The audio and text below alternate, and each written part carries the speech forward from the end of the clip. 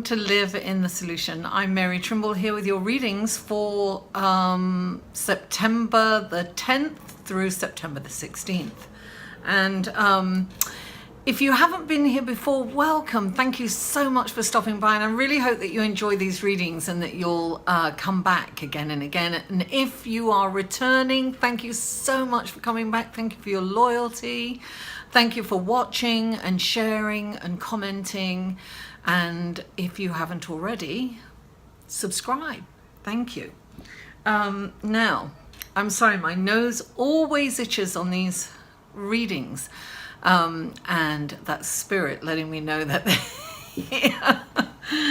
So, I start with it. For those of you who haven't been here before, I do start with an astrological report. I will be changing the format shortly. I usually do one intro and I put it on before every video, and you can skip that if you're checking your sun, moon and rising. First of all, these are general readings, guys. So if you would like a personal reading, click on this link here.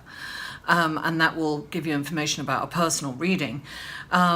These readings offer your sun, moon and rising, and you can also, look, I'm on Instant Go. You can ask questions 24 hours a day and for not very much money. And I'm also on Patreon, another way to give back. So you can click on this link right here for Patreon. And I post things on Patreon that I don't post anywhere else. So, you know, and also there are different tier systems. So check that out. Anyway, just take a look.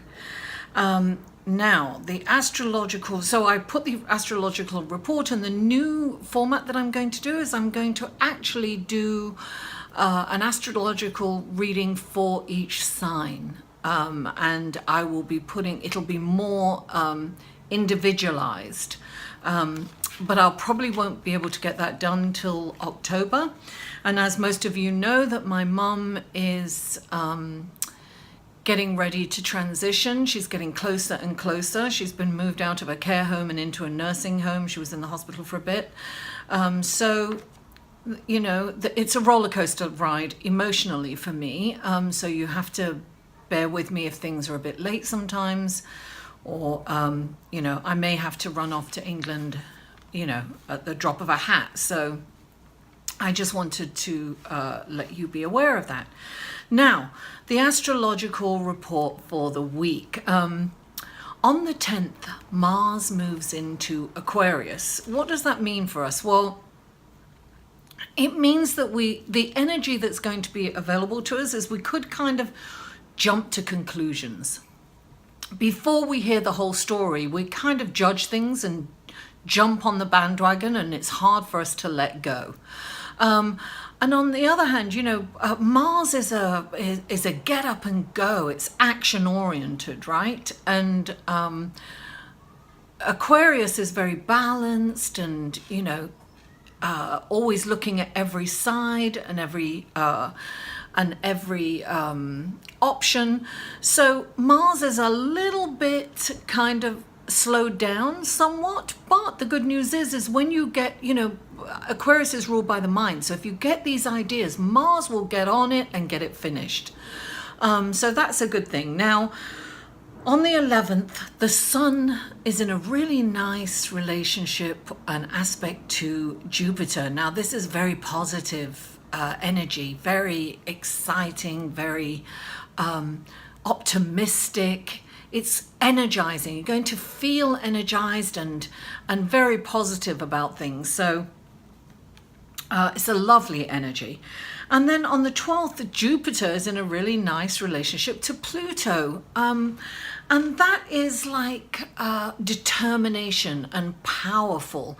And so we can kind of discover our power and develop it on that day. Oh, there we go, itching again. And then on the 16th, there's a lot more happening, but I want to try to keep these intros, these astrological reports as short as possible, because I've had some complaints. Everyone complains. Now, Mercury is in a lovely relationship with Jupiter, and that's on Sunday, on the 16th. And what does that mean? That means we could get big, brilliant ideas, right? Because Mercury is, and communication will really have, it's really nice to be out and in conversation with people, and because we'll have the gift of the gab, if you know what I mean. We'll be able to express ourselves and we'll be engaging, and that's the kind of energy that we'll have, and we'll get these brilliant ideas. So it's really a good time to kind of meditate at the beginning of the day, so you can quieten your mind and you can really you know, recognize those ideas, and so that's very exciting. A wonderful, Jupiter's playing a big role this week. So Jupiter is all about expansion, optimism. It's a, you know, it's a beautiful planet, and now, on the other hand, on the other spectrum of it, its shadow side, it can be about addiction.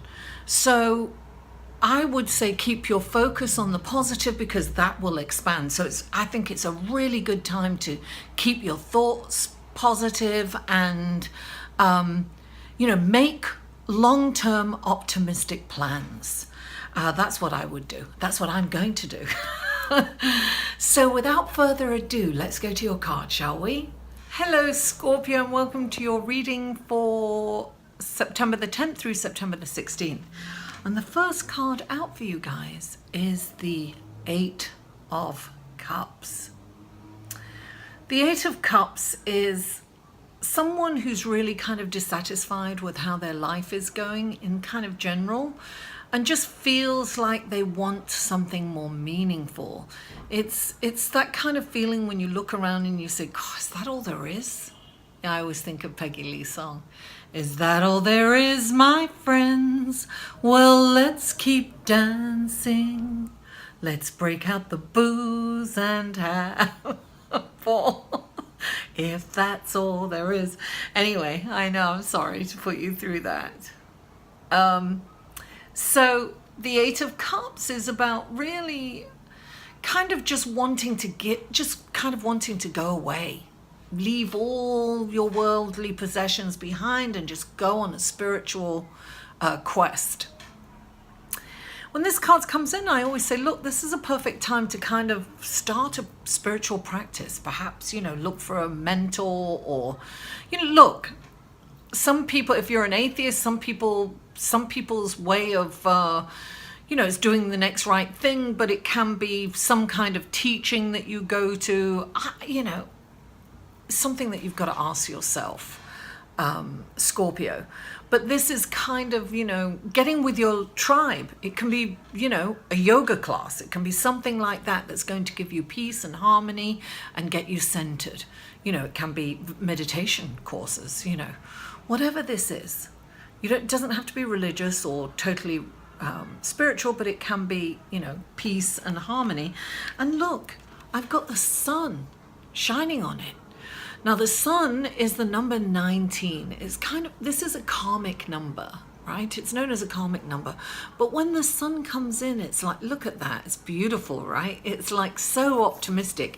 And it really puts me in mind of what's going on this week, with Jupiter's playing a big part in transits this week, in, you know, in the astrological aspects. So this is saying, look, remain optimistic. You may feel that everything's kind of, you know, is that all there is and there's no meaning? But this is like be optimistic. The sun's shining on you, darling.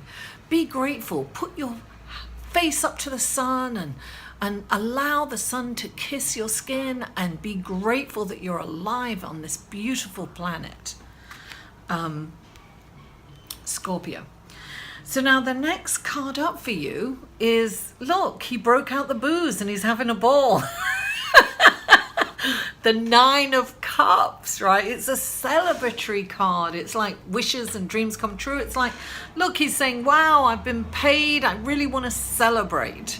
And I'm really feeling emotionally there, and it's like 9, it's almost to completion, right?